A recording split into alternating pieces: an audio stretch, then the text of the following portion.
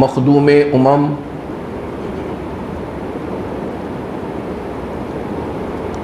सैयदुल औलिया, सैयदुल अतकिया, मोहम्मद अली बिन उस्मान अल मारूफ दाता गंज बख्श रहमतुल्लाहि ताला अलैह का उर्स मुबारक होता है। और इस मुनासबत से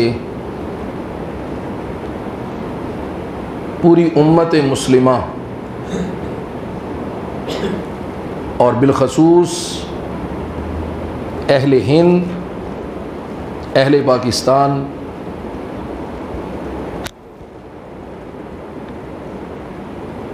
अली हजवेरी जलाबी दाता गजबख्श रहमतुल्लाहि ताला अलैह के फ़यूज़ बरक़ात से मुस्तफ़ीज़ होते हैं और आपकी तालीमात से बहरामंद होते हैं। हजूर दाता गंजबख्श रहमतुल्लाहि ताला अलैह का सन्ने विलादत गालिबन 400 हिजरी है।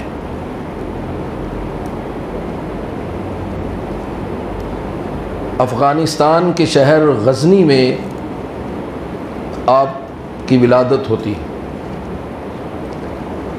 गज़नी के मोहल्ला हजवेर,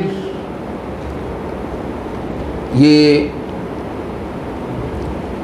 आपके ननियाल की तरफ और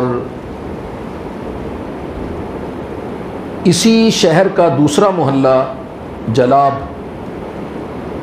यह आपके ददयाल की तरफ मंसूब है। इसी मुनासबत से आपको अली हजवेरी और जलाबी कहते हैं। हजवेर और जलाब ये दो गज़न के मोहल्ले हैं। ये वही शहर है जो शाह बुत शिकन हज़रत सुल्तान महमूद गज़नवी रहमतुल्लाहि ताला अलैह का शहर है। और आपका सन्ने विलादत भी उसी ज़माने में है कि जो हज़रत महमूद गज़नवी रहमतुल्लाहि ताला अलैह की बादशाहत के उरूज का ज़माना था।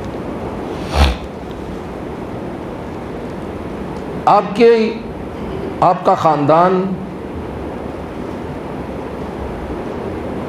और जिस घराने में आपकी विलादत होती है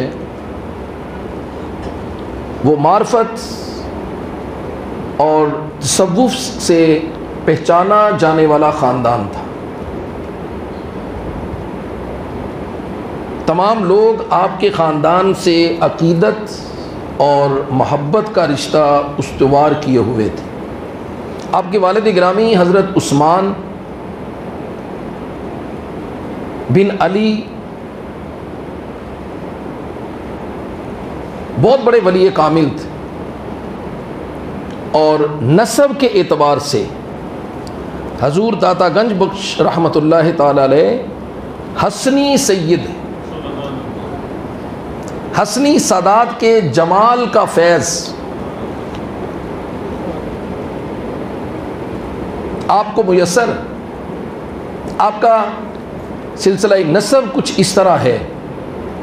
अली हजवेरी बिन उस्मान बिन अली बिन अब्दुर्रहमान बिन शुजा बिन अबिल हसन अली बिन हसन असगर बिन जैद बिन इमाम हसन मुश्तबा रज़ियल्लाहु ताला अन बिन इमामुल औलिया वल अस्फिया हज़रत अलीउल मुर्तज़ा शेर खुदा कर्रमल्लाहु वजहुल करीम।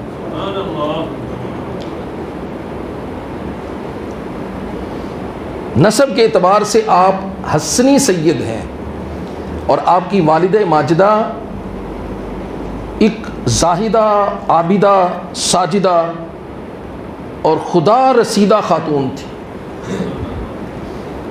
आपका ननियाल भी तसव्वुफ़ और मार्फत के एतबार से एक बहुत बड़ी शोहरत का हामिल है। गज़ल में ही आपके मामू जान का मिज़ार पुर अनवार, जो सूफिया औलिया के लिए, उलमा के लिए मंबा फयूज़ो बरक़ात, और बादशाह दारा शकू जब अपने वालिद शाहजहाँ के साथ अफ़गानिस्तान की सैर को गया तो हुज़ूर दाता गंज बख्श रहमतुल्लाह ताला अलैह के मामू जान के मज़ार पुर अनवार, जिनका लक़ब हज़रत ताजुल औलिया रहमतुल्लाह ताला अलैह है, उनके मज़ार पुर अनवार से इक्तिफ़ाज़ फैज़ हासिल करता, उनके मज़ार पुर अनवार से इक्तिबास फैज़ करता है। तो आप आगोश विलायत में पलकर सन्ने ताल्लुम को पहुँचे। इब्तिदाई तालीम आपने अपने इलाका गज़ल में ही हासिल की, जबकि आपके शगल में जो सबसे आम शगल था वो तहसील इल्म था। आप अपनी मायानाज़ तसनीफ़ तसव्वुफ़ कश्फुल महजूब के अंदर फरमाते हैं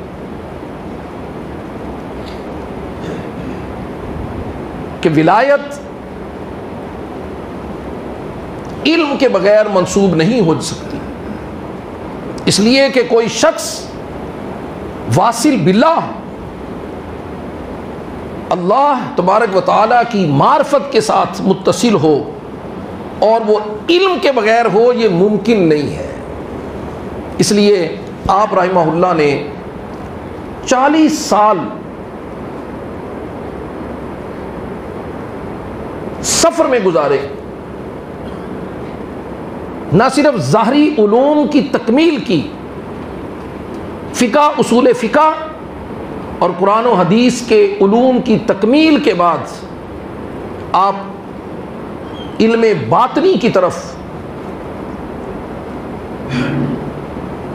इल्म शरीयत के हुसूल के बाद आप इल्म बातनी की तरफ निकलते हैं। सैकड़ों, आप ख़ुद अपनी किताब कश्फुल महजूब के अंदर फरमाते हैं कि सिर्फ खरासान में मैंने 300 शुयूख की सोहबत से उलूम ज़ाहरी और बातनी से इक्तिबास किया है। 300 शुयूख, और आपके असातिज़ा में, आपके शुयूख में बहुत बड़े बड़े नाम,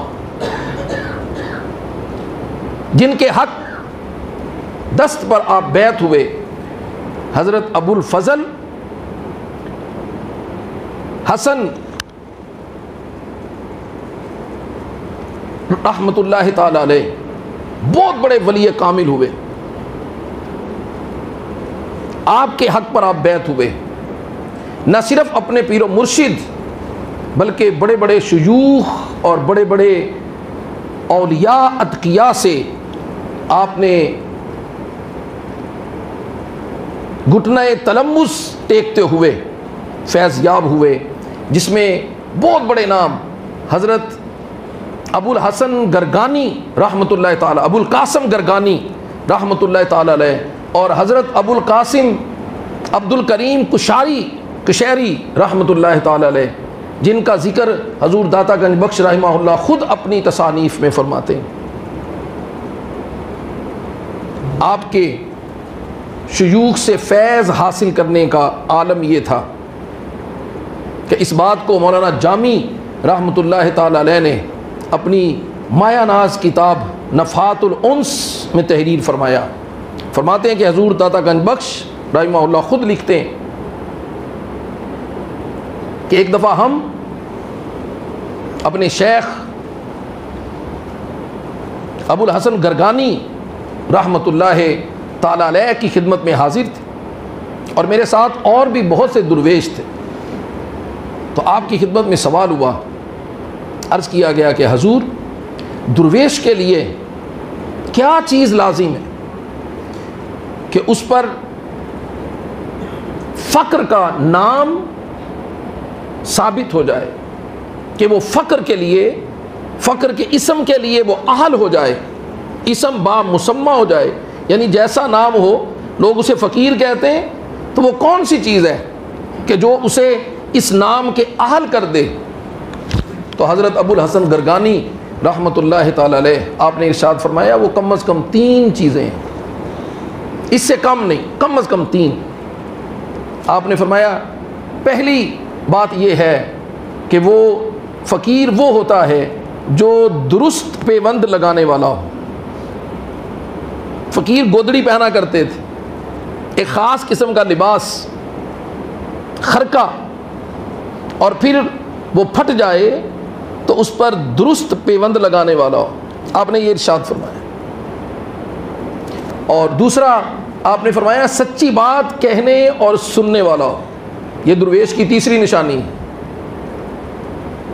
ये अबुल हसन गरगानी रहमहुल्लाह जो हजूर दाता गंजबख्श रहमतुल्लाह ताला अलैह के शेख थे, वो बयान फरमाते, और इस बात को मौलाना जामी रहमतुल्लाह अलैह ने अपनी किताब नफ़ातुल उन्स में नकल किया।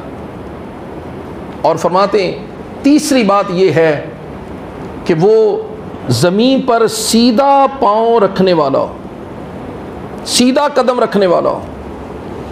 हजूर दादा गंजबख्श रहमहुल्लाह कहते हैं हमारे मेरे साथ और भी दुर्वेश थे, और जब हम आपकी मजलिस से उठकर अपने मकान में आए तो मैंने कहा कि इस पर बात करते हैं कि शेख ने हमें क्या इरशाद फरमाया। तो फरमाया कि मेरे साथ और भी दुर्वेश थे, तो उन्होंने कुछ ना कुछ इस पर अपना इजहार ख़याल किया। तो हजूर दादा गंजबख्श रहमहुल्लाह फरमाते हैं कि फ़कीर ने इस पर कहा कि 3 बातें शेख ने फरमाई। पहली फरमाया कि दुरुस्त पेवंद लगाने वाला, इसका मतलब ये है कि उसका फ़क्र जो है वो रब की रज़ा के लिए हो, जीनत और रूनुमाई के लिए ना हो। यानी पेवंद लगाने का मतलब कपड़े को सलाई करना नहीं था, बल्कि आप रहमहुल्लाह ने इरशाद फरमाया कि उसका जो फ़क्र है, वो जो अपने आप को फ़कीर कहता है और वो जो समझता है कि मेरा अहलुल फ़ुक़रा में शुमार है और फ़ुक़रा की मजलिस में बैठने वाला, तो फरमाया जो आपने फरमाया कि उसका दुरुस्त पेवंद लगाने वाला हो, तो इसका मतलब ये है कि उसका जो फ़क्र है वो जीनत के लिए ना हो, कि मैं अच्छा दिखूं, मुझे अच्छा समझा जाए, मुझे नेक साले ख्याल किया जाए, इस वजह से ना हो। हज़रत साहल तस्तरी रहमतुल्लाह ताला अलैह आपने 2 रकत नमाज अदा की। या रामा अब्दुल करीम कुशैरी जो हजूर दाता गंजबख्श रहमहुल्लाह के शयूख में हैं, उन्होंने लिखा है, फरमाते हैं 2 रकत नमाज पढ़ी और खुशू और खुजू के साथ पढ़ी। जब आपने नमाज शुरू की थी तो वहाँ कोई नहीं था, और जब नमाज से फारिग हुए तो पीछे एक नौजवान को पाया। तो आप रहमहुल्लाह ने इरशाद फरमाया कि ए नौजवान, मेरी इन 2 रकतों पर धोखे में ना आना, इसलिए कि तुम्हें ख़बर नहीं है कि साहल किस कदर नफ्स की ख्वाहिश पर पूरा उतरने वाला शख्स है। कहीं ये मेरी 2 रकतें तुम्हें धोखे में ना डालें। आप रहमहुल्लाह ने फरमाया कि उसका फ़क्र रब की रज़ा के लिए हो, ना कि जीनत के लिए। और दूसरा जो आपने फरमाया सच्ची बात कहे सुने, तो आप रहमहुल्लाह ने फरमाया इसका मतलब ये है कि वो हाल को सुने, खुदी को ना सुने, हाल को सुनने वाला हो। जैसे इमाम ग़ज़ाली रहमहुल्लाह आप फरमाते हैं, मैंने हमेशा अपने आप को अपनी दुश्मन की नज़र और दुश्मन की ज़ुबान से सुना, दुश्मन की नज़र से देखा और दुश्मन की ज़ुबान से सुना है। ना मैं दोस्त की ज़ुबान से सुनता हूँ अपने बारे में, और ना मैं दोस्त की नज़र से अपने आप को देखता हूँ। लोगों ने कहा हजूर वो क्यों? फरमाया इसलिए कि दोस्त तो जब भी देखते हैं तो खूबी को देखते हैं, दोस्त तो जब भी बयान करते हैं तो खूबी और खसलत और अच्छी सिफत को बयान करते हैं, और दुश्मन जब देखता है तो तनकीद से देखता है, दुश्मन ऐब की नज़र से देखता है, दुश्मन ऐब को बयान करता है। इसलिए मैं जब भी अपने आप को देखता हूँ तो मैं दुश्मन की नज़र से देखता और दुश्मन की बात से सुनता हूँ। सच्ची बात कहने और सुनने वाला का मतलब क्या है? आप रहमतुल्लाह ने फरमाया वो हाल को सुनने वाला हो, जो हकीकत है, ज़मीनी हकायक। हजरात, आज हम में से हर शख्स ये इसी खुशफहमी में मुब्तला है। हर शख्स समझता है कि मुझसे अच्छा कोई नहीं, और जब वो किसी से मिलता है तो हर शख्स उसकी तारीफ़ करने वाला होता है। तो फिर क्या होता है कि इंसान फिर हाल से नहीं सुनता, फिर वो खुद ही से सुनता है। वो उसी बात को सुनना पसंद करता है, वो उसी बात को कहना पसंद करता है जो उसकी अपनी ज़ात की तरफ आती हो, और जो हाल हो, जो हकीकत हो, वो उससे नज़र पोशी करता है। तो आप रहमतुल्लाह ने इरशाद फरमाया कि दुर्वेश की दूसरी निशानी जो शेख अबुल हसन गरगानी रहमतुल्लाह ने फरमाई कि सच्ची बात कहे सुने, मतलब ये है कि वो हाल से सुनने और देखने वाला हो, खुदी से सुनने और देखने वाला ना हो। कुछ ना था तो खुदा था, कुछ ना होता तो खुदा होता, डबोया मुझको होने ने, मैं ना होता तो क्या होता। हमें से आज हर शख्स अपने होने पर और अपना आप दिखाने पर तुला है। और तीसरी, आप रहमतुल्लाह ने जो फरमाया कि मेरे शेख ने कहा जब कदम रखे तो ज़मीन पर सीधा कदम रखे, तो आपने फरमाया इसका मतलब ये है ना वजद से कदम रखे ना लहव से कदम रखे। वजद का मतलब बेखुदी, बेखबरी। इंसान जब वजद की कैफियत में होता है तो बेखबर होता है, बेखुदी के आलम में होता है। फरमाया क्या, उसका उठने वाला कदम और हर कदम जो दुर्वेश उठाता है वो बेखुदी के और बेखबरी के आलम में न हो, उसे खबर हो कि वो कहाँ जा रहा है, वो किसका हसूल कर रहा। हजरत अबुल हसन खरकानी रहमतुल्लाह ने अपने दामाद से कहा, आपने फरमाया कि बेटा, वो साहिब के जिसकी सोहबत, वो मजलिस के जिसका बैठना तुम्हें दीनी नफ़ा न दे, उसकी सोहबत को तर्क कर दो, इसलिए कि उसमें खैर की कोई गुंजाइश नहीं है। तो आप रहमतुल्लाह ने फरमाया कि दुर्वेश की तीसरी निशानी ये है कि वो जब कदम रखे तो सीधा कदम रखे।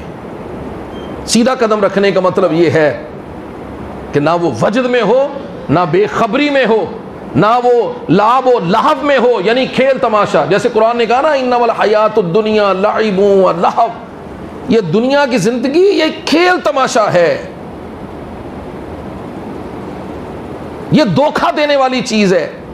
इसलिए आपने फरमाया कि दुर्वेश जब भी कदम रखे तो जमीन पर इस तरह न रखे कि वो लहव में मुब्तला हो।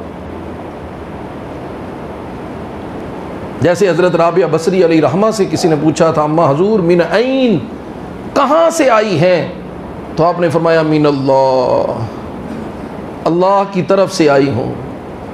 तो कहा हजूर, अम्मा हजूर इला ऐन, अब कहाँ का इरादा है? तो फरमाया इल्लल्लाह, अल्लाह की तरफ जाने का इरादा है।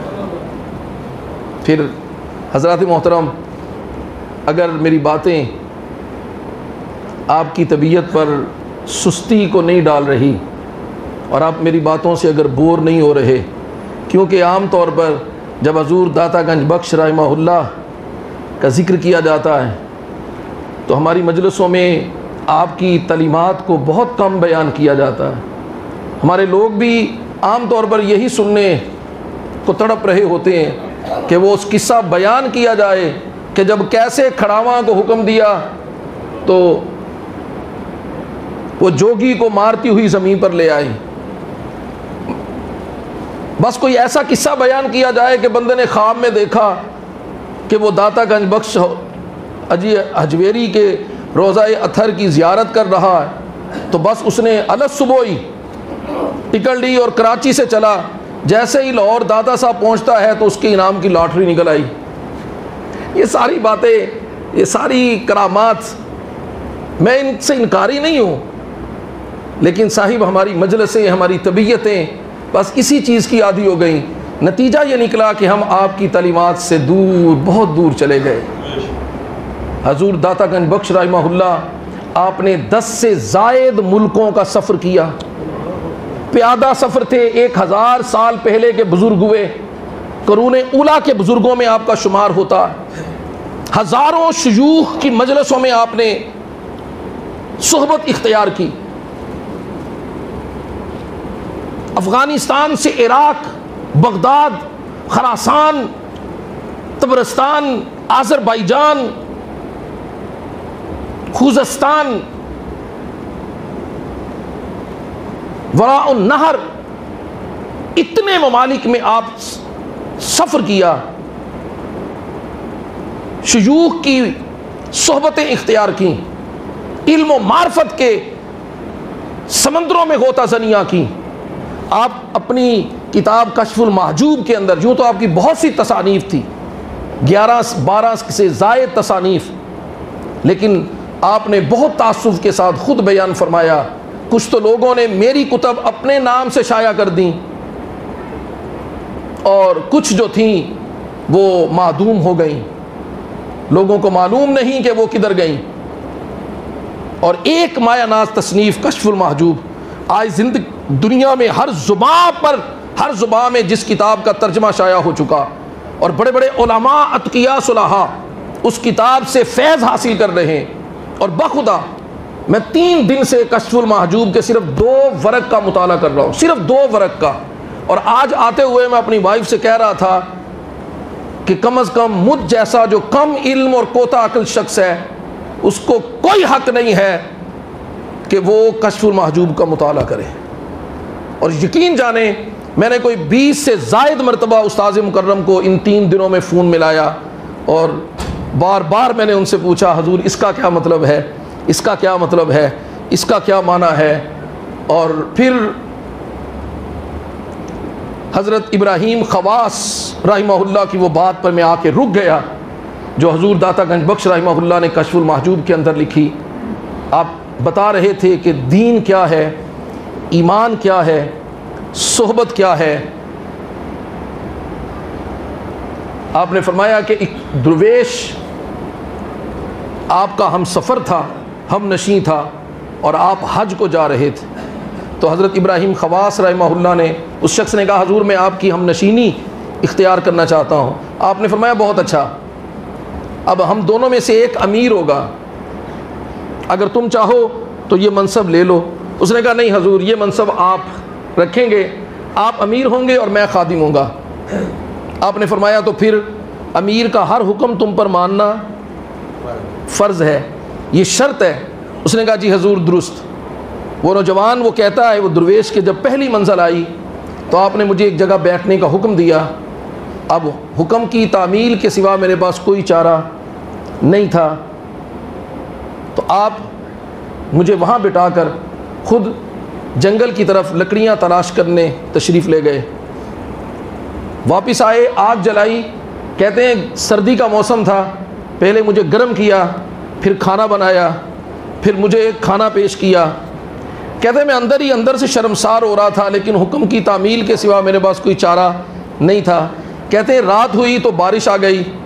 आपने अपनी खरका से सारी रात मुझे तान कर बारिश से महफूज रखा। कहते हैं जब अगले दिन अगली मंजिल पर हम पहुँचे तो मैंने कहा शेख अब अमीर मैं बनूँगा। तो आपने फरमाया बहुत अच्छा। कहता है मैं अमीर हो गया, और जब हम मंजिल पहुँचे तो मैंने शेख को बैठने का हुक्म दिया।